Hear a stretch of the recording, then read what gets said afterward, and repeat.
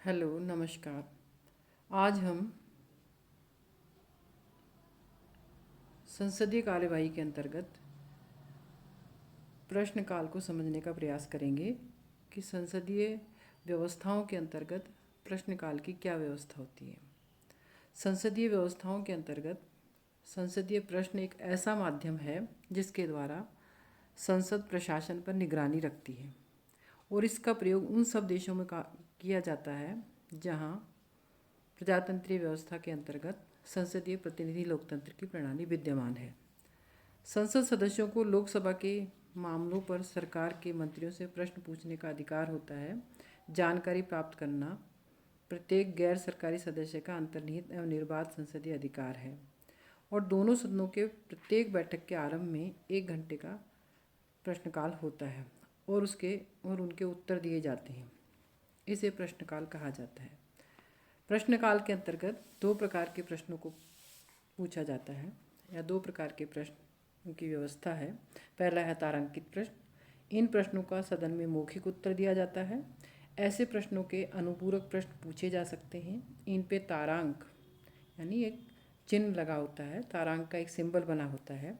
दूसरे प्रकार के प्रश्न होते हैं अतारांकित प्रश्न।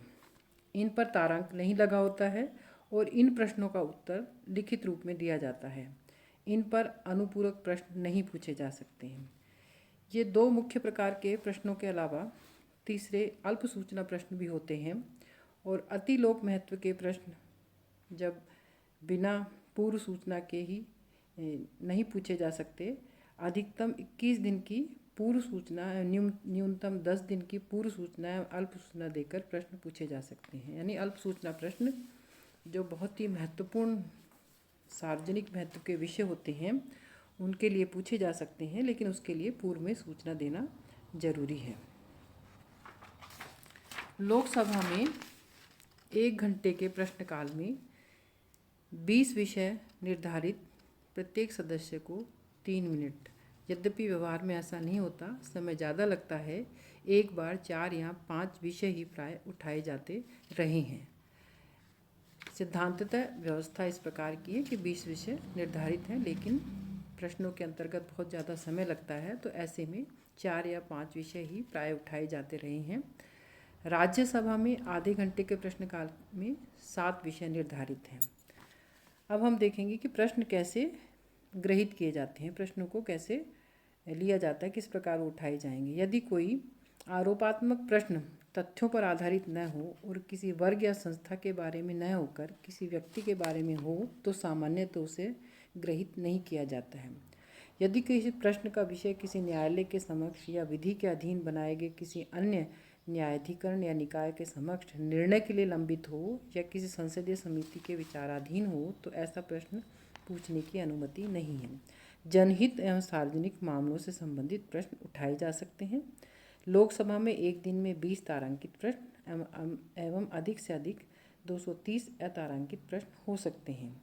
राज्यसभा में एक दिन में 7 तारांकित प्रश्न पूछे जा सकते हैं और अतारांकित प्रश्नों की राज्यसभा में कोई समय सीमा नहीं है, परंतु सामान्यतः 200 से कम प्रश्न होते हैं। तो इस प्रकार